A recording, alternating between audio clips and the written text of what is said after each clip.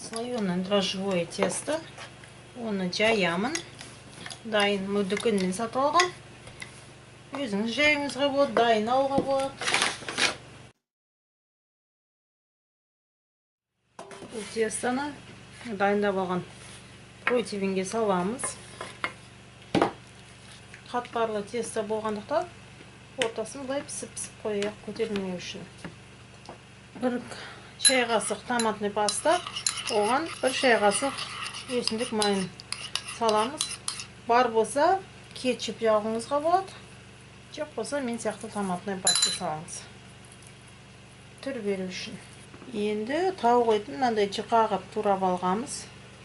Өзү иңдептир міне. Осыны пиццамыздың немесе пирогымыздың бетіне саламыз.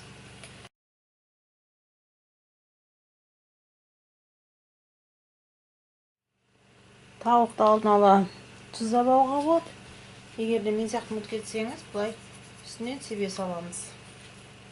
Енді бетіне майонез жагабыз. Енді бетіне помидорду орналастырамыз. Бар болса, моцарелла сырын пиццамыздың, пирогымыздың бетіне теркалайбыз. Енді пиццамызды кызып турган печке алып барабыз, дайын болгонча пиширемиз. Пиццамыз міне пісті, дайын. Қарағандарыңызға рахмет, сау болыңыздар.